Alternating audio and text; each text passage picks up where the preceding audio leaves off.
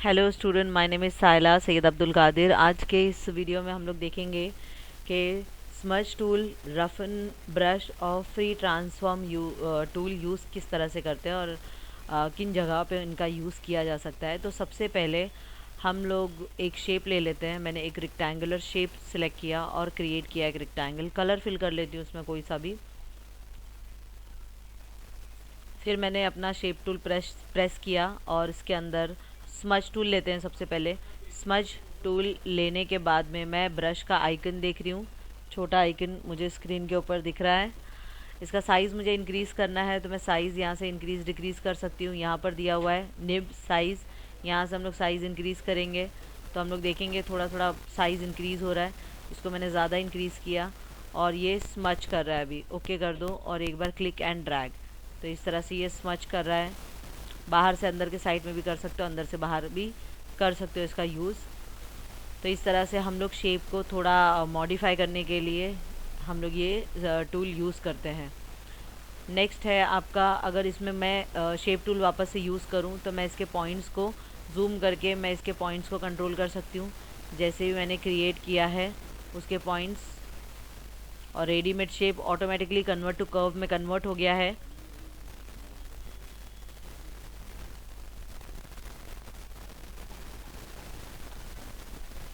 तो मैं इस तरह से पॉइंट्स को भी मूव कर सकती हूँ। नेक्स्ट शेप है हम लोग ओवल ले लेते हैं। ओवल लिया मैंने, ओवल को भी एक कलर फिल कर दिया और इसके बाद में हमारे पास में जो टूल है उसका नाम है रफन। रफन एजेस के ऊपर कुछ इस तरह, अगेन साइज़ बहुत ही छोटा है, इसका साइज़ इंक्रीज़ किया मैंने। एज के ऊपर क्लिक एंड ड्रैग करना है इस तरह से कुछ, तो मुझे ये रफ एजेस मिलेंगे।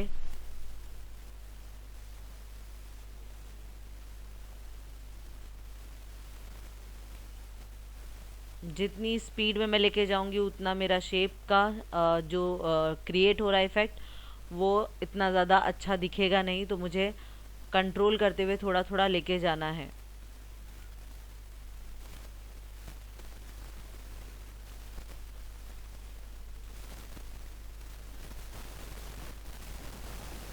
इस तरह से कुछ।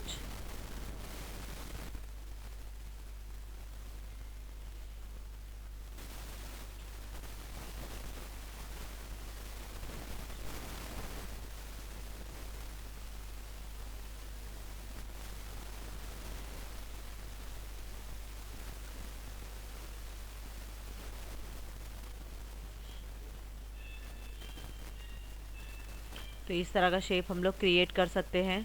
मतलब एज पे मुझे अगर ऐसा कुछ शेप दिखाना है, मुझे स्ट्रेट लाइन नहीं दिखाना है, तो उसके लिए मैं यूज़ कर सकती हूँ।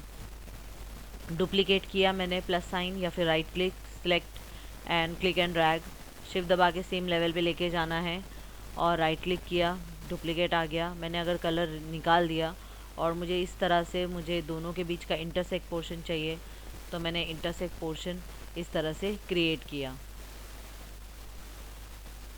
तो वो भी हम लोग इस तरह से डुप्लीकेट भी करके उनका कॉमन, या फिर उसमें से मुझे ट्रिम करना है, मुझे किसी शेप के ऊपर से दोनों को मैंने कलर फिल किया, इसको कुछ अलग, इसको अलग।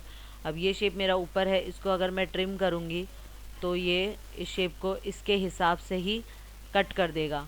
तो हम लोग कटिंग के लिए भी यूज़ कर सकते हैं ऐसा कुछ। या फिर इसके साथ अगर देखें, इसको मैंने ऑर्डर में शिफ्ट पेज अप किया और शिफ्ट पेज अप करने के बाद में मैं इसे क्लिक एंड ड्रैग कर रही हूँ, दोनों को साथ में सेलेक्ट करती हूँ और इसको मैंने या तो ये लोकेशन रखनी है, मुझे ये कटआउट चाहिए इसके ऊपर, मैंने इसको सिलेक्ट किया और इसमें से ट्रिम कर दिया, तो मुझे ये शेप का माइनस मिला इसके अंदर। तो हम लोग कटिंग के लिए भी इनका यूज़ कर सकते हैं और एजेस के ऊपर इफ़ेक्ट देने के लिए भी यूज़ कर सकते हैं। तो एक है हमारा स्मज टूल। स्मज टूल का ज़्यादा यूज़ तो इतना ज़्यादा है नहीं, स्मज और दूसरे शेप में हम लोग करके देखेंगे। या फिर इसको प्रीवियस वाले शेप को ही ले लीजिए। ये मैंने लिया और इसका डुप्लीकेट बनाया, जो भी कलर मुझे देना है दे दिया और स्मज टूल लेके इस तरह से स्मज। अब इसमें जो इफ़ेक्ट हम लोग निकाला था, लिया था, हमारा जो जिगजैग इफ़ेक्ट है, ये नहीं हमें मिलेगा इस तरह से। ये कुछ अंदर की तरफ में मुझे कंट्रोल Z,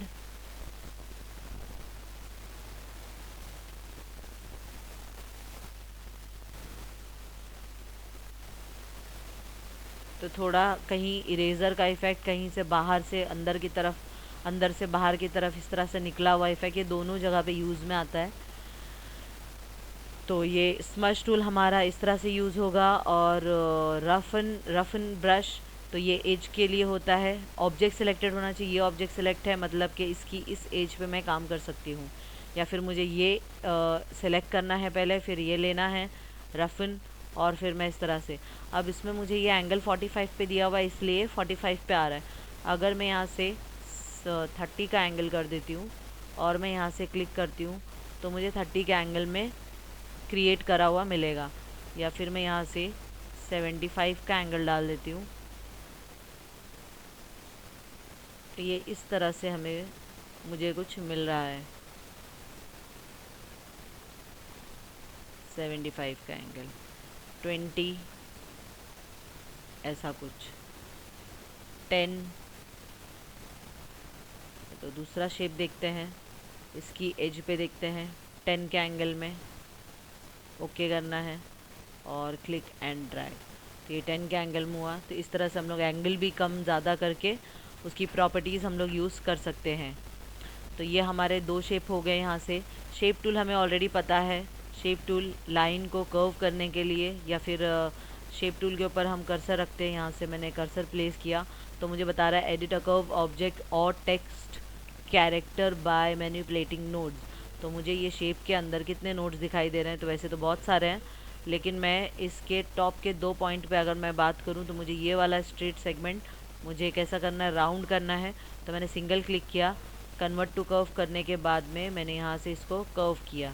तो शेप टूल का काम तो हमें पहले भी पता है, मैंने पेन टूल एक्सप्लेन किया था। पेन टूल के साथ या फिर दूसरे शेप के साथ में शेप टूल बहुत ही कॉमन होता है यूज़ करने के लिए, बट ये थोड़े एजेस के ऊपर काम करने के लिए होते हैं, तो इसको भी मैंने बता दिया। अब लास्ट टूल इसके अंदर रह जाता है free transform tool. Free transform tool क्या है, अगर फॉर एग्जांपल मेरे पास में ये शेप है, मुझे इसको स्केल करना है, बड़ा छोटा करना है, ये सिर्फ हाइट के लिए, ये सिर्फ विड्थ के लिए, और ये दोनों के लिए। अब अगर मैं यहाँ से फ्री ट्रांसफॉर्म टूल लेती हूँ और इसे क्लिक करके यहाँ से हम लोग प्रॉपर्टी चूज़ कर सकते हैं।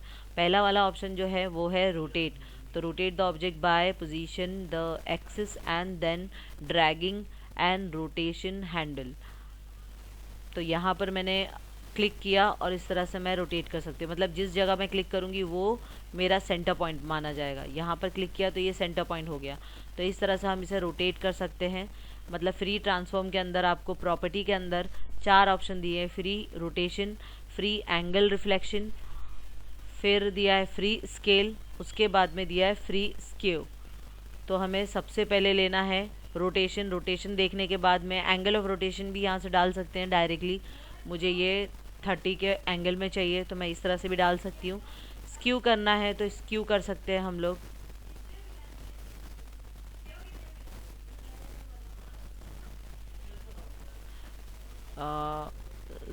स्क्यू लास्ट वाले ऑप्शन में हम लोग स्क्यू देखेंगे। इसके बाद में रोटेशन के बाद में सेकेंड ऑप्शन जो है फ्री एंगल रिफ्लेक्शन, तो मुझे रिफ्लेक्ट करके दिखाएगा मिरर बेसिकली।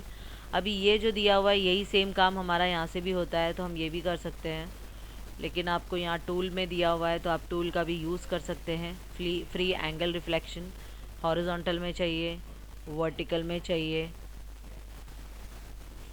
तो हम इस तरह से वर्टिकल भी ले सकते हैं। तो ये हो गया रिफ्लेक्शन। उसके बाद में होता है, उसके बाद में नेक्स्ट है free scale tool. Free scale tool freely scale करेगा। टॉप से इस तरह से दबाएंगे तो हाइट कम होगा, विथ में इस तरह से इंक्रीज़ करेंगे तो विथ इंक्रीज़ होगा, हाइट इंक्रीज़ हो रहा है, हाइट डिक्रीज़ हो रहा है। कॉर्नर पॉइंट डायगनली लेके जाऊंगी तो वो मुझे प्रोपोर्शनली हाइट और विथ भी देगा। तो हम स्केलिंग यानी अपना पिक टूल वाला भी काम इससे कर सकते हैं। फिर दिया हुआ है लास्ट ऑप्शन आपको स्क्यू का। तो स्क्यू करना है मुझे, ये शेप ऐसा कुछ दिखाना है, शैडो दिखाना है, इसका ही मुझे शैडो, इसको मैंने डिलीट कर दिया, इसका मुझे शैडो दिखाना है।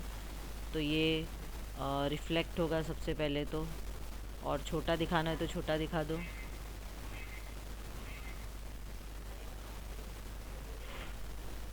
फिर मैंने इसको ग्रे कर दिया। ग्रे कलर में करने के बाद में आउटलाइन निकाल देना है, और उसके बाद में हम लोग फ्री स्क्यू यूज़ कर सकते हैं यहाँ से।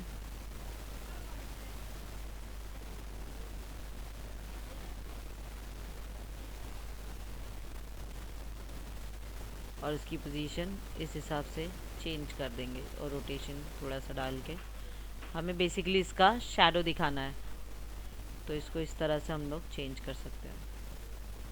तो ये हो गया हमारे 4 टूल।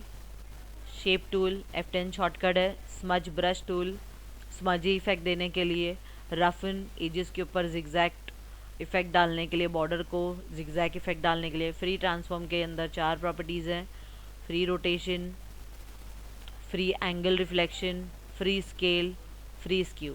तो ये हमारे 4 टूल थे।